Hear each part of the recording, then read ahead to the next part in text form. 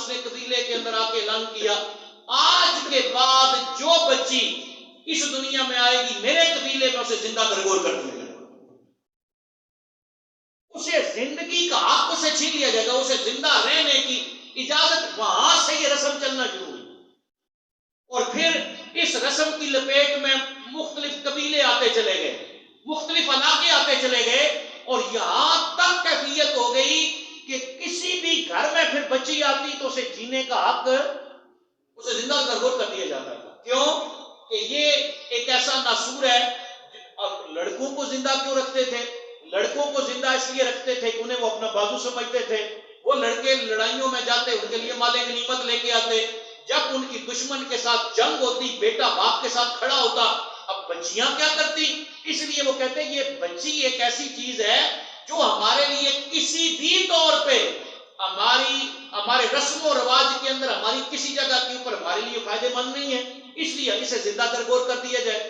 اب ایک سوچ تو یہ تھی، اور دوسری سوچ کیا تھی؟ دوسری سوچ یہ تھی کہ عرب کے لوگ کسی کو اپنا داماد بنانا ہی پسند نہیں کرتے تھے۔ وہ کہتے تھے اس کو آج بچی ہم دیں گے، کل یہ ہمارے گلے کو آئے گا۔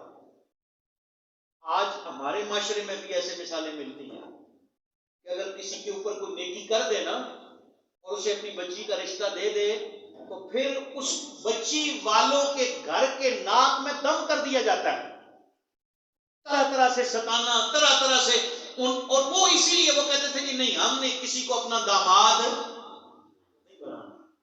پھر آقا کریم علیہ السلام کے غلاموں وہ دور بھی آیا جب ایک ایسی روشنی نکلی جس سے اندھیرے چھٹنے لگے، پھر ایک ایسی سحر بھی ہوئی جس سے راتوں کے اندھیرے ختم ہو گئے، پھر ایک ایسا نور بھی آیا جس کا اجالا گھر گھر میں ہوا، اور پھر ایسا اجالا ہوا کہ لوگوں کو پتہ چلنے لگا کہ غلط کیا ہے، لوگوں کو پتہ چلنے لگا کہ صحیح کیا ہے۔ پھر اسی اجالے کی روشنی میں میرے کریم آقا علیہ الصلوۃ والسلام تشریف فرما ہے، ایک بندہ روتا ہوا، چیختا ہوا، چلاتا ہوا آقا کریم علیہ الصلوۃ والسلام کی بارگاہ میں حاضر ہوتا ہے۔ آنکھیں اس کی آنکھوں میں آنسو ہیں، پورے کا پورا چہرہ اس کا آنسوؤں سے تر ہے، اور اس کی زبان گلے کے اندر رندی ہوئی ہے، بات وہ کرتا ہے بات کی سمجھ نہیں آتی۔ آقا کریم علیہ الصلوۃ والسلام فرماتے ہیں میرے غلام اس بے دردی کی کیفیت جو ہے اس کی وجہ کیا ہے؟ تیرے رونے کی وجہ کیا ہے؟ تو اس طرح کیوں روئے چلے جا رہا ہے؟